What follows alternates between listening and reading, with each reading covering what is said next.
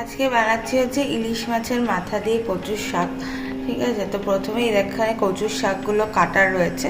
তো প্রথমেই কচুর শাকগুলোকে আমি গরম জলে সিদ্ধ করে নেব নুন আর হলুদ দিয়ে।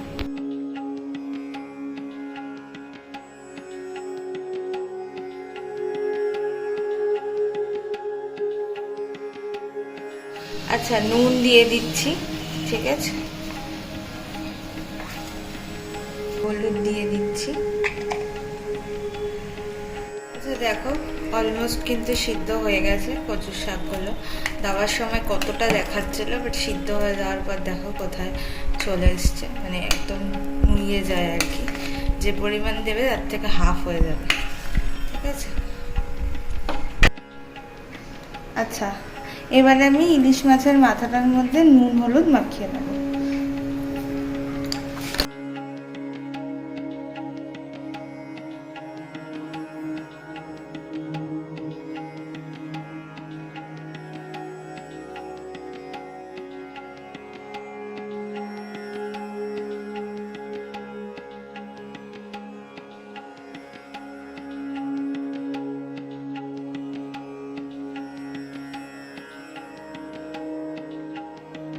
কড়াই বসিয়ে নিয়েছি, এবার আমি এর মধ্যে সর্ষের তেল দিয়ে দিচ্ছি।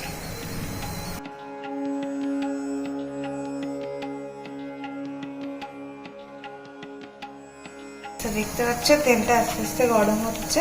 এবার আমি মাছের মাথাটা ছেড়ে দেবো।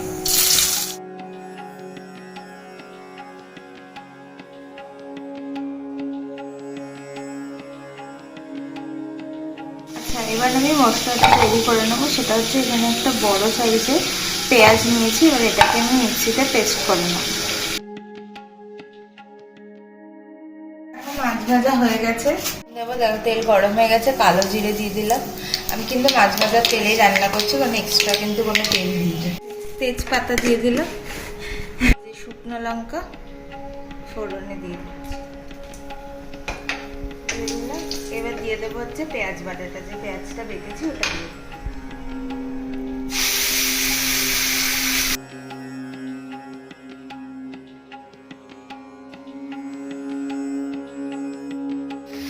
আচ্ছা, পেঁয়াজ বাটাটা একটু ভাজা হোক, ততক্ষণে চলো আর একটা পেস্ট বানিয়ে নিই।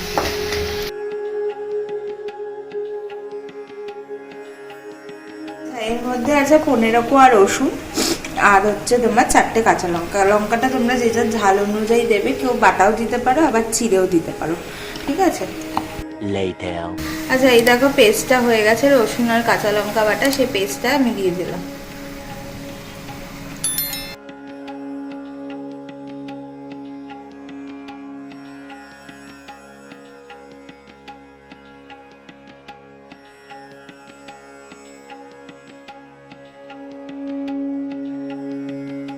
যতক্ষণ রসুনের একটা যে কাঁচা গন্ধ থাকে সেটা যতক্ষণ না যাবে।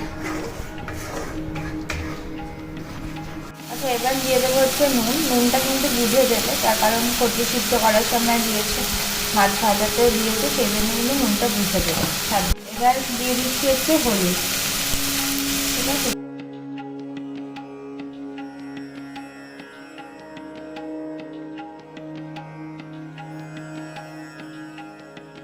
এবার মাছের মাথাগুলো দিয়ে দিচ্ছি।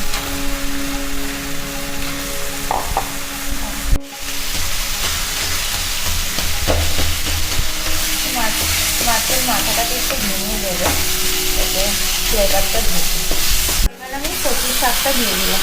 ঠিক আছে, করে মেশাতে হবে মাছের সাথে কচুর শাকটাকে ভালো করে মেশাতে হবে।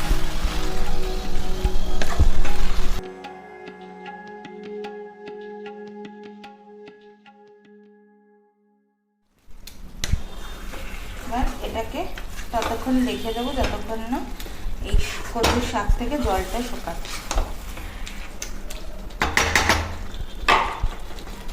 ঢাকা দিয়ে রেখে দেবো।